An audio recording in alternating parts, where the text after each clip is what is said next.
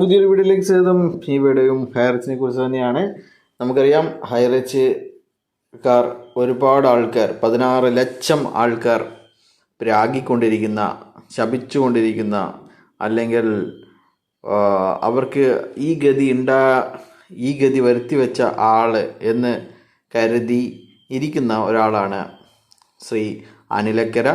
അപ്പോൾ അദ്ദേഹം മത്സരിക്കുന്നു എന്നറിഞ്ഞത് മുതൽ ഇവർ അദ്ദേഹത്തെ എങ്ങനെയെങ്കിലും പരാജയപ്പെടുത്താൻ വേണ്ടി ആ വാർഡുകളിൽ തമ്പടിച്ചുകൊണ്ട് കേരളത്തിലെ എല്ലാവരും തന്നെ ആ വാർഡുകളിൽ പോയി പ്രചാരണം നടത്തണം എന്നൊക്കെയായിരുന്നു ഇവരുടെ ഗ്രൂപ്പുകളിൽ ആഹ്വാനം ചെയ്തിരുന്നത്.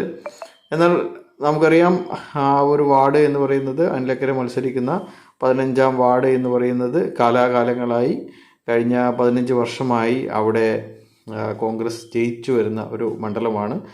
അവിടെ അനിലക്കരയെ പോലെയുള്ള ഒരാളെ പരാജയപ്പെടുത്തുക എന്ന് പറയുന്നത് വളരെ ബുദ്ധിമുട്ടുള്ള ഒരു കാര്യമാണ്. എന്നാലും ഇവർ പറയുന്നത് ഇവർക്ക് 16 ലക്ഷം ആൾക്കാരുണ്ടെന്നും 16 ലക്ഷം വിചാരിച്ചു കഴിഞ്ഞാൽ എന്തും സംഭവിക്കാം എന്നൊക്കെയായിരുന്നു ഇവർ പറഞ്ഞിരുന്നത്. അത് ഇവർക്ക് ആശ്വാസം പകരുന്ന ഒരു കാര്യം രാവിലെയും ഉണ്ടായിരുന്നു. ഒരു പോസ്റ്റൽ വോട്ട് എണ്ണിക്കഴിഞ്ഞപ്പോൾ അദ്ദേഹം പിന്നിലായിരുന്നു. ആ സമയത്ത് ഇവരുടെ ഗ്രൂപ്പുകളിലൊക്കെ മതിമറന്ന ആഹ്ലാദമായിരുന്നു.